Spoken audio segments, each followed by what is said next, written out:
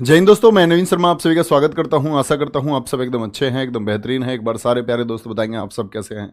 उम्मीद करूंगा बहुत अच्छे होंगे, बहुत बेहतरीन होंगे। और प्यारे बच्चे, आप सब लोग जानते हैं इतिहास में हमने पिछली क्लास में पढ़ा था अकबर के बारे में, और अकबर को हम लोग ख़त्म कर चुके थे। सभी प्यारे दोस्तों का बहुत स्वागत है भैया। उपासना तिवारी, हरिओम कुमरी, रवि, प्रेम शंकर, सचिन, ममता यादव, हरिओम गुलिया, मनोज, शिवम कशाना, भोला गुजर मेरठ, विजय कुमार, कपिल कुमार, बहुत बढ़िया, निशा राठौड़, नेहा, प्रिया शेखावत, शिवम कुमार। आ जाएंगे भैया हिमांशु पचौरी जी। तो आज की क्लास को हम शुरू करेंगे भैया कहाँ से आगे, आपका अकबर से आगे। और अकबर के बाद में गद्दी पर कौन बैठा। आप लोग क्रम से चल रहे हैं ना, रिवीजन आप लोग कर रहे होंगे बहुत अच्छे से कि 1526 से 30 बाबर के बारे में क्या था हम पढ़ चुके। फिर 1530 से आपका 1540 आया। 1540 रहा कौन, आपका हुमायूं। वापस हार करके 15 साल गायब रहा, बीच में सूर्यवंश रहा 15 वर्ष, और 1555 से 56 तक कौन रहा, हुमायूं रहा। फिर 1556 में सबसे लंबे शासनकाल के लिए 49 वर्षों के लिए 1605 तक कौन रहा, अकबर रहा। ठीक है जी, चलो आगे चलेंगे। आज की क्लास हम अकबर से आगे शुरू करते हैं, और अकबर के बाद में आता है आपका कौन, जहांगीर। हेडिंग बनाएंगे ध्यान से। जहांगीर कौन है, अकबर का ही बेटा है। मैंने बताया ना, अकबर की जो शादी हुई थी तब उसने जोधाबाई से शादी की, जो आमेर की राजकुमारी थी। तो वो शादी कब हुई थी आपका, आप लोग जानते हैं इस बात को, 1562 में। और मैं अगर जहांगीर के जन्म की बात करूं, जहांगीर का मैं आप लोगों को जन्म बताऊं कि जन्म कब हुआ, तो जन्म भैया फिर इसका 7 वर्षों के बाद हुआ। 1569 ईस्वी में जन्म हुआ जहांगीर का। ठीक है। माता कौन है, माता जोधाबाई हैं, जो आमेर की थी। बचपन का नाम सलीम था। सलीम ही नाम क्यों रखा ये मैं आपको बता चुका कि इनको ये मानते हैं कि जो आशीर्वाद मिला वो शेख सलीम चिश्ती का मिला, शेख सलीम चिश्ती का। तो शेख सलीम चिश्ती की याद में इन्होंने क्या बनवाया, आपका अपने पुत्र के नाम को रखवाया। ठीक है, चलो भाई। पिता कौन है, पिता अकबर है। यहां तक की बात में कोई दिक्कत किसी को। अच्छा, जहांगीर के जो पुत्र है, जहांगीर के पुत्र का क्या नाम है, जहांगीर के पुत्र का क्या नाम है, बोलो भी फटाफट से। अब बात आती है, जहांगीर के भी बच्चे थे। तो जहांगीर के बच्चों में एक तो खुसरो, क्योंकि खुसरो जहांगीर के बाद में गद्दी पर बैठेगा। ठीक है। खुर्रम, परवेज और शहरयार। बोलो भाई, जहांगीर के कितने बेटे हैं, जैसे अकबर के बताए थे मैंने आपको, सलीम, दानियाल और मुराद। दानियाल और मुराद आपका शराब पी पी के मर गए। बचा कौन था, आपका सलीम, और सलीम आ गया गद्दी पर। ठीक है जी, कोई दिक्कत इस बात में। तो खुसरो, ध्यान से देखना, खुसरो जो है जहांगीर का पुत्र है, लेकिन खुसरो की माता का नाम है मानबाई। तो आप अपने नोट्स में लिखना, ये मानबाई कौन है, ये मानसिंह की बहन है। किसकी बहन है, मानसिंह की बहन है। अब आप लोगों को शायद मानसिंह बताने की जरूरत नहीं पड़ेगी। ये कौन है, ये मानसिंह की बहन है। ये बात आप लोग नोट कर लेना। क्या बोलोगे, मानसिंह की बहन, मानसिंह की बहन है। आमेर के जो मानसिंह थे, किसके, जो बहारमल थे, राजा बहारमल के पोते थे। ठीक है, कोई भी दिक्कत, कोई परेशानी। चलो भाई, खुर्रम बोलोगे माता का नाम। एक इसका दूसरा पुत्र खुर्रम, उसकी माता का नाम क्या है, जोधाबाई। अब आप कहेंगे भैया क्या ये वही जोधाबाई हैं, ये वही जोधाबाई हैं जो आमेर की थी, जिससे अकबर ने शादी की थी? नहीं, ये जोधाबाई कहां की हैं, ये उदयपुर की हैं। वो जोधाबाई कहां की थी, वो आमेर की थी।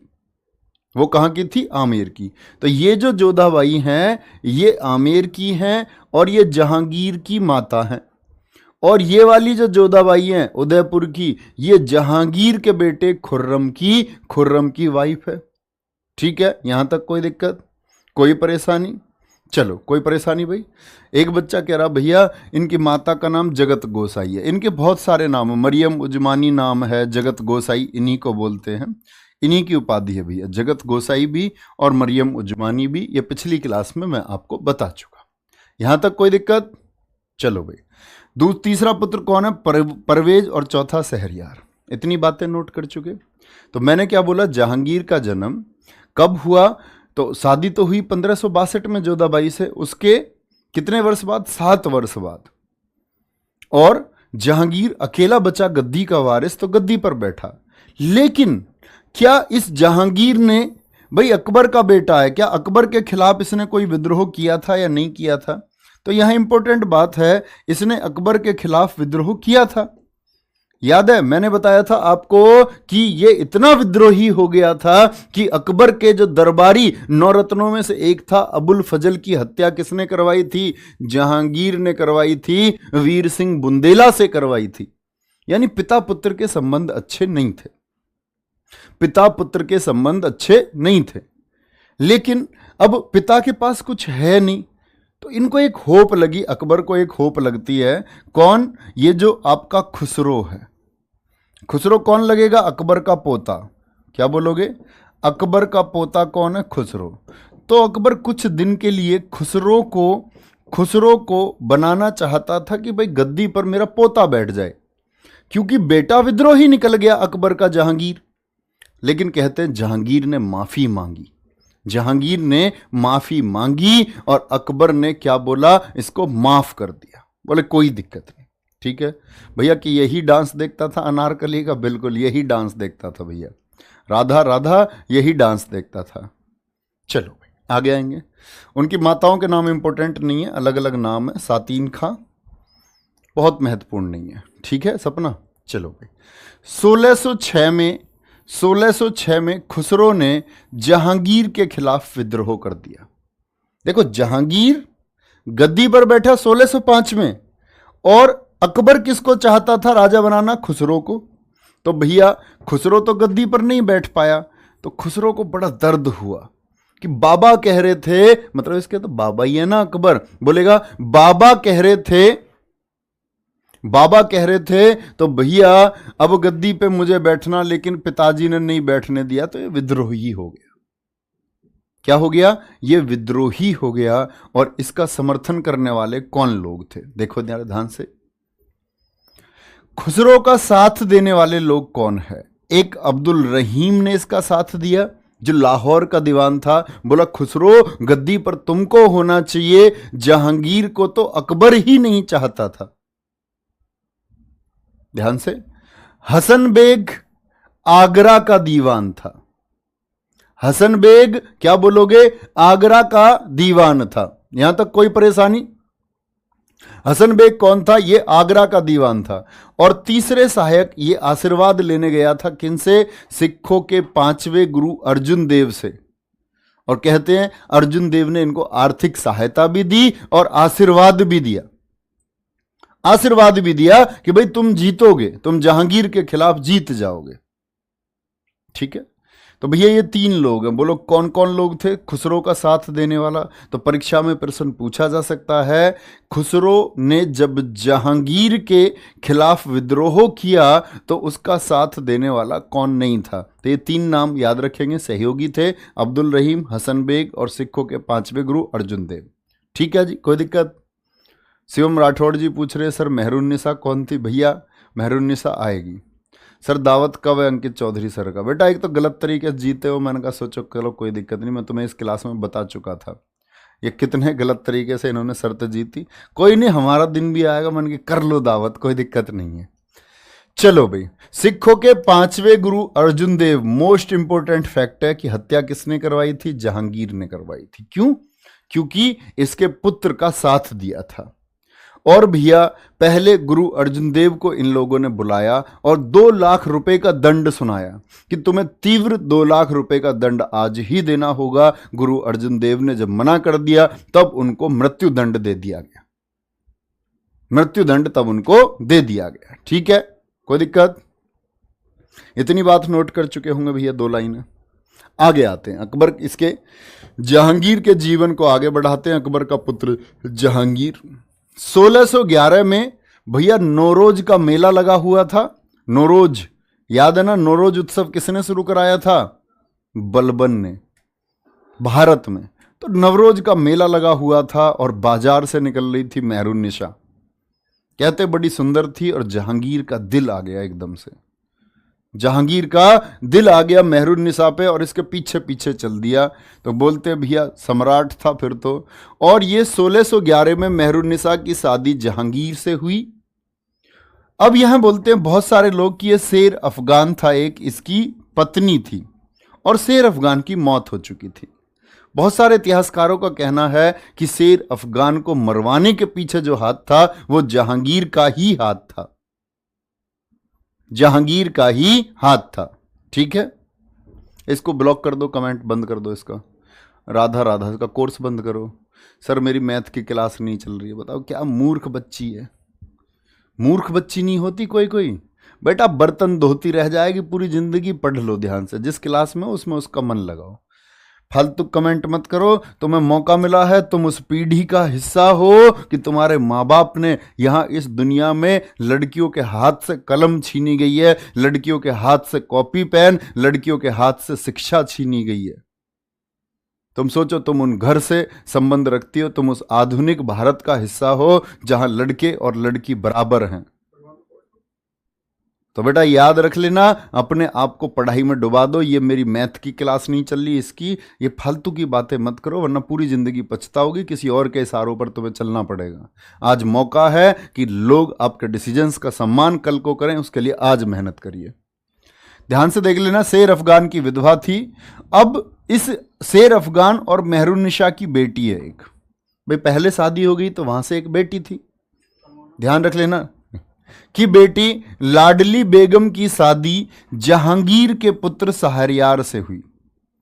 जहांगीर का बेटा है ना एक शहरयार, शहरयार। ठीक है, क्या बोलोगे? शेर अफगान की विधवा थी और भैया इनकी एक बेटी थी लाडली बेगम। जहांगीर ने खुद तो शादी कर ली मां से और उसकी बेटी की शादी करवा दी अपने लड़के से। समझ रहे हो क्या बोले हैं? शादी मां से तो कर ली खुद और बेटी की शादी करवा दी अपने लड़के से। चलो भाई, अच्छा, इस मेहरुन्निसा का ही भाई है एक आसफ खां। इसको दरबार में लेकर के आता है जहांगीर और इसको बोला खान ए सामा। क्या उपाधि दे दी इसको? खान ए सामा की उपाधि। ठीक है, खान ए सामा की उपाधि दे दी भैया। और किसके द्वारा दी गई? जहांगीर के द्वारा। मतलब ये साला है जहांगीर का। अच्छा, जो मेहरुन्निसा है, मेहरुन्निसा के पिता, क्या नाम है मेहरुन्निसा के पिता का? अंकिता यादव जी कह रही हैं सर औरंगजेब ने किसकी हत्या करवाई थी? बेटा वो 9वें गुरु होंगे, उनका वहां बताएंगे। आप सिर्फ धैर्य, प्रश्न करो ही मत, आप बस धैर्य से पढ़ते रहो, सारी बातें बताएंगे। देखना भैया ध्यान से, पिता एक कह रहा जी ये दोनों तो बहन भाई हुए, शहरयार और लाडली बेगम। मतलब बहन भाई कैसे हो गए भाई? बहन भाई कैसे हो गए? उसके पिता की बेटी लगी इसलिए। उससे सोचो ना, उसने शादी कर ली जाकर के, उसकी गड़बड़ है। तो बोलो मेहरुन्निसा के पिता का नाम था मिर्जा ग्यास बेग। बहुत इंपॉर्टेंट कैरेक्टर है। उपाधि एतमुद्दौला बार बार पूछी जाती है। जहांगीर ने एतमा उद्दौला की उपाधि किसको दी थी? जहांगीर ने एतमा उद्दौला की उपाधि किसको दी थी? वो दी थी मिर्जा ग्यास बेग को। मिर्जा ग्यास बेग को। सबको कुछ ना कुछ दे रहा है, मेहरुन्निसा पे इतना फिदा है। ठीक है, और एतमुद्दौला की याद में ही बना है एतमा उद्दौला का मकबरा। एतमा उद्दौला का मकबरा कहाँ है? यूपी में है। और किसने बनवाया था ये नूर जहां ने बनवाया था। किसने? अब आप कहेंगे भैया नूर जहां कौन है? तो ये जो मेहरुन्निसा है ना, इसी का नाम है नूर जहां। बहुत बार क्वेश्चन पूछा गया है, जहांगीर की शादी मेहरुन्निसा से कब हुई थी? इसको देखा इसने, जब फिदा हो गया तो बोला इसके चेहरे में तो एक चमक है, तेरे चेहरे में वो जादू है। कैसे है फिर गाना? कुछ है, बिन डोर खिंचा चला आता हूं, तेरी ओर चला आता हूं। तो भैया बोला नूर ए जहां। नूर मतलब उजाला, रोशनी, जहान की, पूरी दुनिया की रोशनी इसके अंदर है। भैया इतनी रोशनी होती तो अंधा नहीं हो जाता? चमक में अंधा तो हो ही जाता आदमी। ठीक है, कोई दिक्कत इतनी बात में? तो एतमा उद्दौला का मकबरा किसने बनवाया? नूर जहां ने बनवाया। नूर जहां ने बनवाया। सर जी कंप्यूटर की क्लास कब होगी? बेटा कंप्यूटर पूरा हो चुका, कंप्लीट। बहुत जल्दी प्रैक्टिस सेशन लेकर के आ रहा हूं उसका यूट्यूब पर। सारे बच्चे सुनना, बहुत जल्दी आप लोगों के लिए एक प्रैक्टिस सेशन आएगा कंप्यूटर का, और ये प्रैक्टिस सेशन आपका शाम 6 बजे से मैं रखूँगा, ठीक है। डेली कुछ क्वेश्चंस करेंगे, 20-30 क्वेश्चन विद एक्सप्लेनेशन बहुत अच्छे से, ताकि आपका जो एग्ज़ाम आ रहा है हेड कांस्टेबल, मिनिस्ट्रियल, AWO और दिल्ली पुलिस कांस्टेबल, आप कंप्यूटर आसानी से कर पाएँ। अब यहाँ एक बात लिखी हुई है, सफ़ेद संगमरमर से बनी पहली इमारत कौन सी है? सफ़ेद संगमरमर से बनी पहली इमारत वो एतमा उद्दौला का मकबरा है। यानी भैया हम तो सुनते हैं कि ताजमहल में, तो भैया ताजमहल तो शाहजहां बनवाएगा, ताजमहल से पहले ही बन गया था आपका क्या बन गया था? वो बन गया था एतमा उद्दौला का मकबरा। एतमा उद्दौला का मकबरा, समझे भैया जी? एतमा उद्दौला का मकबरा। एतमा उद्दौला कौन है? ग्यास बेग की उपाधि है। और ये ग्यास बेग कौन था? ये पिता है मेहरुन्निसा बोलो या नूरजहां बोलो। तो देख रहे हो मेहरुन्निसा से संबंधित कितने प्रश्न बनते हैं, कोई दिक्कत इस बात में? तो सफेद संगमरमर से बनी पहली इमारत थी ये। तो ध्यान से मैं आपको दिखा देता हूं एक बार, सफेद संगमरमर से बनी पहली इमारत, सफेद संगमरमर से बनी ये पहली इमारत है। ये देखो ध्यान से, दिख रहा है? तो ये है एतमा उद्दौला का मकबरा। अब ये जो दीवारें हैं इन पर कुछ कढ़ाई बुनाई सी दिख रही है तुमको? नहीं दिख रही है? कढ़ाई बुनाई सी, कुछ डिजाइनिंग, जैसे शायद मैंने आपको पहले बताया या नहीं, या पता नहीं किसी और बैच में बताया है। मैं आपको भी बता देता हूँ एक बार, इसमें क्रोम नहीं है भैया, मैं आपको भी दिखा देता हूँ एक बार। जब प्यारे बच्चे बात आती है किसकी? टाइपिंग के लिए नहीं है इसमें? कीबोर्ड कनेक्ट था क्या इसमें?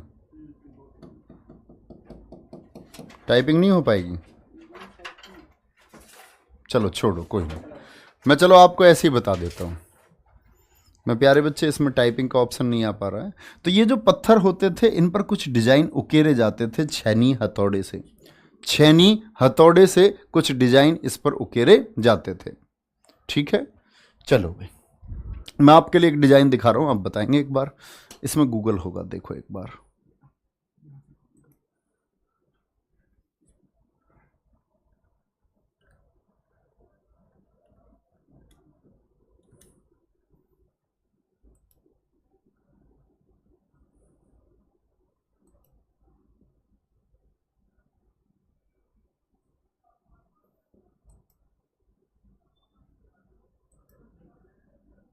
ये वाला दिखाओ, देखो भैया ध्यान से।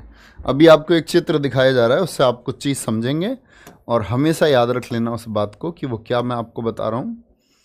यहाँ देखते हैं, फिर आगे वापस आएंगे, आगे चलते हैं, इससे आगे चलते हैं। अब मैंने बोला ये जो आपका एतमा उद्दौला का मकबरा है, इसमें पित्रा-दुरा शैली का इस्तेमाल हुआ है। पित्रा-दुरा शैली का इस्तेमाल प्रश्न पूछा गया है एसएससी ने ही, ताजमहल में किस विधि का इस्तेमाल हुआ है? तो जो पत्थरों पर डिजाइन बनाए जाते थे उसको बोलते हैं हम पित्रा-दुरा शैली। अभी आपको आपकी स्क्रीन पर दिख जाएगी ये पित्रा-दुरा शैली क्या होती है। तो छैनी और हथौड़े से डिजाइन बनाए जाते थे, देखो ध्यान से जरा। नहीं आ पा रहा है? अरे ऐसा थोड़ी होता, आ जाएगा यार, क्या बात कर रहे हो।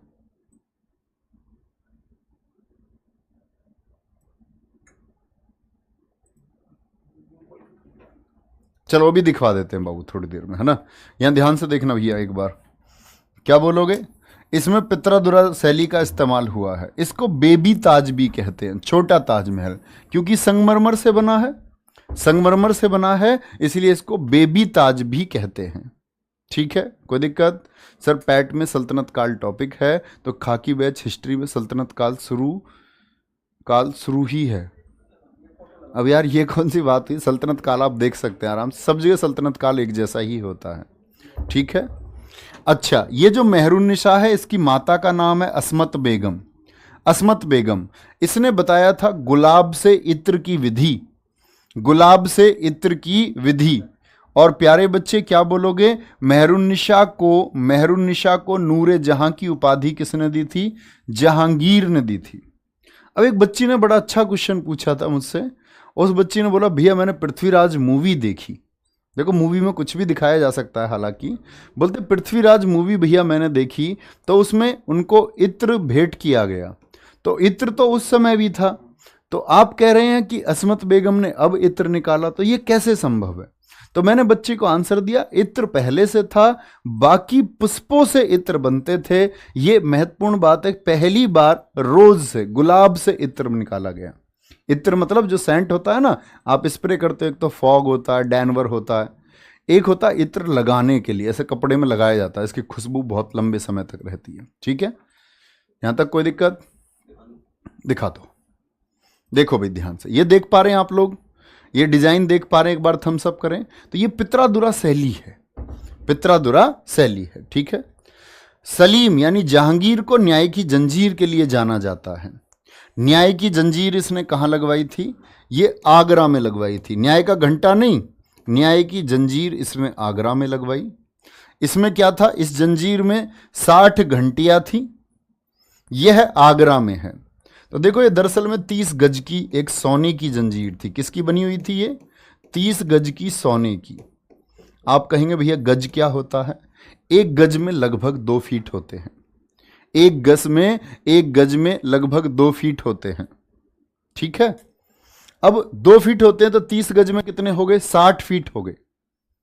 और 60 फीट यानी हर एक फीट पर घंटी लगी हुई थी एक। बोलते थे जो इस घंटी को बजाता था जहांगीर उसको न्याय दिलाता था। कोई दिक्कत?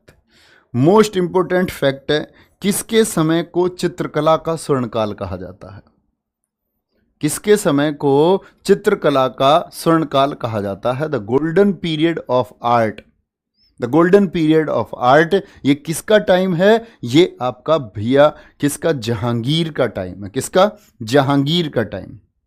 जहांगीर ने ही अंग्रेजों को व्यापार के लिए दस्तावेज दिया, यानी फरमान दिया। फर्रुखसियर भी देगा, फर्रुखसियर देगा मुक्त व्यापार का, कोई टैक्स ही नहीं लेगा। फर्रुखसियर ऐसा क्यों करेगा मैं बताऊंगा उस समय अंग्रेजों की चाल, कि अंग्रेज कितनी रिसर्च करके आए थे फर्रुखसियर पर। ये छोटी कर दो स्क्रीन थोड़ी, कमेंट नहीं दिख रहे बच्चों के। बोलो भाई फटाफट से। बहुत बढ़िया शिवम यादव जी, बहुत शानदार उत्तर देते हुए, गजब, बहुत सही, बहुत सही। कोई दिक्कत भी है इस बात में? जहांगीर के समय को चित्रकला का स्वर्णकाल कहते हैं। जहांगीर ने ही अंग्रेजों को व्यापार के लिए क्या दे दिया? दस्तावेज दे दिया, दस्तावेज दे दिया। अच्छा, जहांगीर के समय आने वाले अंग्रेज कौन थे? जहांगीर के समय कौन कौन अंग्रेज आए हैं? बहुत बढ़िया। न्याय का घंटा पूछे तो नकुल त्यागी जी कह रहे इल्तुतमिश ने लगवाया। बहुत गजब, बहुत शानदार। ठीक है, प्रीति चौधरी जी अगर आप ये पढ़ रहे हैं तो पैट के लिए अलग से जरूरत नहीं है, टॉपिक देख लेना बस। ठीक है, अच्छा भैया आएंगे। जहांगीर के समय आने वाले अंग्रेज कौन कौन है? देखना ध्यान से। यह है आपका 1608 में हॉकिंस, इसका नाम था आपका कैप्टन हॉकिंस। 1608 में आया सूरत, क्योंकि आप लोगों को पता होना चाहिए अकबर के टाइम पर 1600 में एक कंपनी ब्रिटेन में बनी, ईस्ट इंडिया कंपनी, जिसको बोला गया कि आप पूर्व के देशों, ब्रिटेन के पूर्व में पड़ता है इंडिया, तो बोला पूर्व के देशों के साथ आपको 15 साल के व्यापार का कॉन्ट्रैक्ट मिलता है। लेकिन यह कंपनी देशों में व्यापार क्या एकदम से जाकर के बना दे, क्योंकि हर देश में अलग अलग ताकत थी। हमारे देश में मुगल थे, मुगल थे। ठीक है, तो पहला आया हॉकिंस सूरत में। इसको जहांगीर ने इंग्लिश खान की उपाधि दी और 400 का मनसब बनाया। मनसबदारी प्रथा याद है ना अकबर की? इसको 400 जात का मनसब बना दिया। अब इसको इंग्लिश खान क्यों बोला? अभी अंग्रेज बड़े चालू थे, रिसर्च करके आते थे। अब इसको पता थी भैया ये तो फारसी जानता है जहांगीर। भैया अकबर ही अनपढ़ था और अकबर ने अपने बेटे जहांगीर को पढ़ाया था। अपने बेटे जहांगीर को उसने बहुत अच्छे से पढ़ाया था, और जहांगीर को जो शिक्षा दी थी ना, वो अब्दुल रहीम खाना ने दी थी। तो ये तो पढ़ा लिखा था जहांगीर। तो जहांगीर के सामने आकर के ये हॉकिंस भैया बात करता है उर्दू में, फारसी में। और फारसी में जब बात करी, एकदम से देखा उसने, अरे उसने बोला यार ये कैसा अंग्रेज है, भूरा आदमी उर्दू बोल रहा है, फारसी में बात कर रहा, भूरा आदमी अंग्रेज। एकदम चौंक गया, बोला ये है अंग्रेज खान। खान मतलब उर्दू बोलने वाला। ये क्या है? ये अंग्रेज खान है। ठीक है जी, ये अंग्रेज खान है। 1611 में कौन आया? मिडल्टन आया। अब हॉकिंस आया था परमिशन लेने जहांगीर से, बोलना कि बाबूजी हमको थोड़ी नौकरी यहां करनी है, फैक्ट्री वैक्ट्री लगानी है तो लगा लें क्या। लेकिन इस समय तक जहांगीर प्रभाव में था पुर्तगालियों के, क्योंकि पुर्तगालियों के पास एक मजबूत नौसेना थी, वो समुद्र में मजबूत थे, और पुर्तगाली 1498 में भारत आ चुके थे। तो ये जहांगीर सोचता था पुर्तगाली बहुत मजबूत है, इसने बोला नहीं अंग्रेजों को नहीं देंगे। तो एक व्यक्ति बुलाया गया, बोला मिडल्टन पहले जहांगीर के सामने ये इमेज बनाओ कि पुर्तगालियों से मजबूत अंग्रेज है, तो इसके लिए पुर्तगालियों को हराना पड़ेगा। तो यहां लड़ा गया सुवाली का युद्ध, और भैया मिडल्टन ने उसमें पुर्तगालियों को हराया था। ये मैं वहां ही आपको बताऊंगा जब मैं संघर्ष बताऊंगा अंग्रेज और पुर्तगालियों के। ठीक है जी, कोई दिक्कत? भैया फैजी गणितज्ञ था या चिकित्सक? भैया दोनों था। फैजी गणितज्ञ भी था, मैथमेटिशियन भी था, और आपका डॉक्टर भी था। कोई दिक्कत? क्या बोलोगे? मिडल्टन आया, इसी ने अब फिर एक इमेज गई जहांगीर के सामने कि भाई पुर्तगाली मजबूत नहीं है, अंग्रेज भी मजबूत, अब अंग्रेजों के साथ हमें मिलना चाहिए। तो जब हम अंग्रेजों के बारे में पढ़ाऊंगा मैं आपको, तभी अंग्रेज 1611 में यहां अपनी पहली अस्थाई फैक्ट्री बनाएंगे मसूलीपट्टनम आंध्र प्रदेश में, और उसके बाद 1613 में सूरत में एक स्थायी फैक्ट्री बनाएंगे। ये हम अंग्रेज के बारे में जब पढ़ेंगे, ब्रिटिश साम्राज्य के बारे में, तब मैं आपको बताऊंगा। जहांगीर के समय जब मिडल्टन कामयाब हो गया तो और व्यक्ति आए। 1612 में पॉल कैनिंग आया और एडवर्ड आया। तो प्यारे बच्चे याद रख लेना, 1615 में फिर आया था थॉमस रो, और ये व्यापार के लिए परमिशन पाने में कामयाब हुआ था। यहां तक कि कोई दिक्कत नहीं। लेकिन एक इंपॉर्टेंट क्वेश्चन है कि हॉकिंस 1608 में सूरत आया, लेकिन दरबार जो उस समय आगरा लगता था, दरबार में ये कितने दिन बाद पहुंचा था? दरबार में ये अगले वर्ष पहुंचा था 1609 में। साल के अंत में 1608 में सूरत आया, और भैया अगले साल की शुरुआत में दरबार में 1609 में पहुंचा था। ठीक है, कोई दिक्कत भैया इसमें? यहां तक कोई परेशानी? चलो भाई, जहांगीर की मृत्यु भैया जी बता दो। खाकी बैच में हिस्ट्री में सल्तनत काल कहां से शुरू होता? विवेक जायसवाल जी, आप बेटा घनचक्कर हो क्या? है भाई, जिसमें दिल्ली पुलिस में सल्तनत काल गुलाम वंश से शुरू हुआ, तो खाकी बैच में भी गुलाम वंश से ही शुरू होगा। उसमें क्या सिंधु घाटी सभ्यता से शुरू हो जाएगा? है भाई, कमजोर अकल के कमजोर बच्चे, आ जाओ भाई। जहांगीर की मौत कब हुई? 1627 में। बहुत बीमार रहा भैया अपने अंतिम दिनों में। नूरजहां की दब के चली दरबार में। नूरजहां 1622 में, कहते हैं कि जब तक उसके माँ बाप जिंदे थे नूरजहां के, तो वो अपने माँ बाप के हिसाब से चलती थी और वो उसको रोक के रखते थे। लेकिन 1622 में उसके माता पिता की जब मौत हो गई तो वो निरंकुश हो गई और पूरे दरबार में अपनी चलाने लग गई। मेहरुनिसा बोली मैं महबूबा हूं किसकी? जहांगीर की, मेरे सामने कोई नहीं आएगा। तो 1627 में जहांगीर की क्या हो गई? मौत हो गई। और इसका मकबरा कहां है? लाहौर में है। क्या बोलोगे? मकबरा कहां है इसका? लाहौर में है।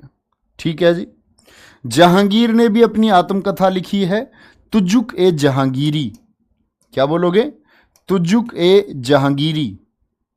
और तुजुक ए जहांगीरी को किस भाषा में लिखा गया है भैया? तुजुक ए जहांगीरी को किस भाषा में प्यारे दोस्त लिखा गया है? बच्चा रिवीजन करते हो रोज या नहीं करते हो? रोज किया करो बैठ के आराम से। क्या क्या बताया भैया ने? तुजुक ए जहांगीरी फारसी भाषा में, लेकिन इसने इसको पूरा नहीं लिखा था। इसका ही एक करीबी व्यक्ति है मोतबिंद खान, जिसने इसको पूरा किया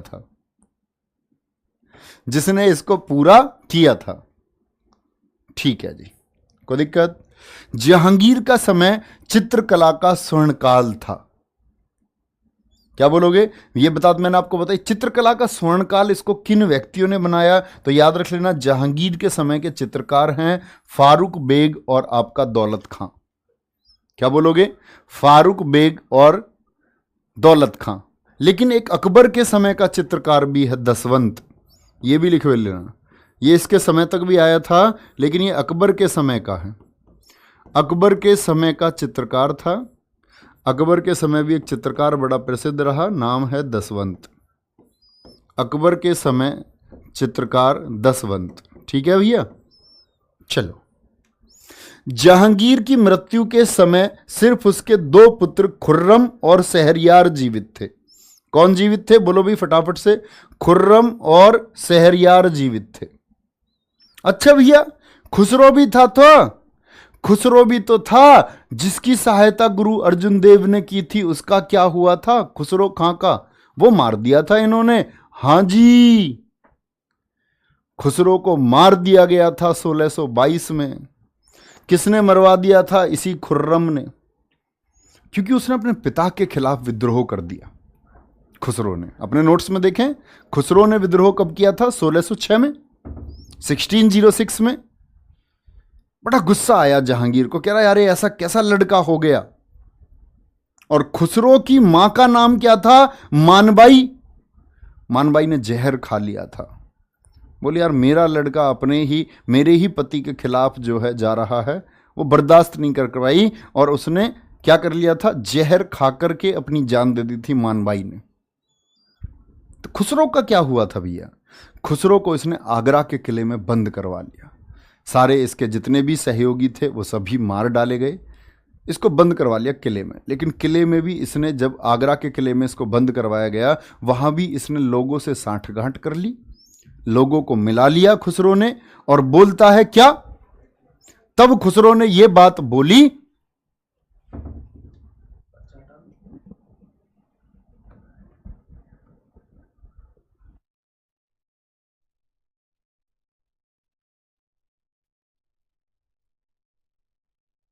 चलो भाई क्या बोलेंगे? तब खुसरो ने यह बात बोली कि भैया एक काम करना, तुम ये जो जहांगीर है ना मेरा पिता, इस जहांगीर का हम लोग शिकार करेंगे। तो कहते हैं वहां आगरा के किले में भी बहुत सारे लोग खुसरो के पक्ष में हो गए थे। तो फिर जहांगीर को इतना गुस्सा आया, जब जहांगीर को पता चल गया, उसने बोला खुसरो की आंखें निकलवा लो। अपने ही बेटे की आंखें उसने निकलवा ली। और फिर बाद में अपने ही बेटे की आंखें निकलवाने के बाद में बोलते हैं फिर उसको पुत्र मोह आ गया। पुत्र मोह आ गया।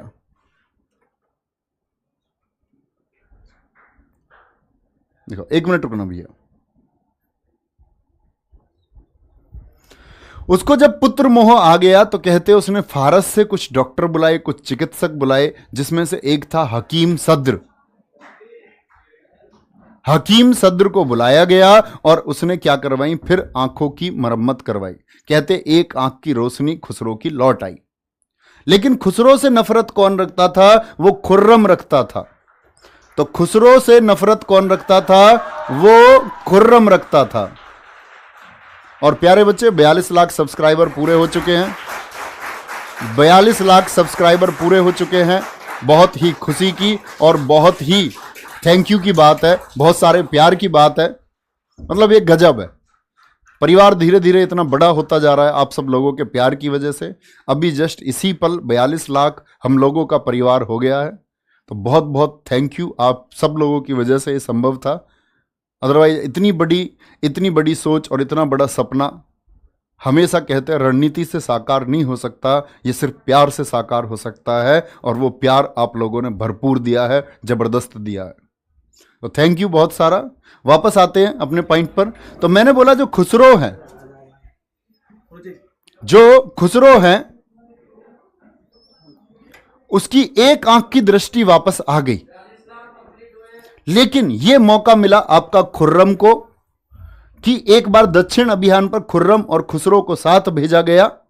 तो खुर्रम ने जान ले ली किसकी? खुसरो की। तो खुसरो की हत्या किसने करवाई थी? यह करवाई थी किसने?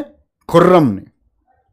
क्योंकि खुर्रम को पता थी कि यह गद्दी पर बैठेगा, तेरा नंबर आने का नहीं है। तो अपने ही भाई को मरवा दिया, अपने ही भाई को मरवा दिया। तो याद रखेंगे जहांगीर की मृत्यु के समय सिर्फ उसके 2 पुत्र खुर्रम और शहरयार जीवित थे। क्या बोलोगे? खुर्रम और शहरयार जीवित थे।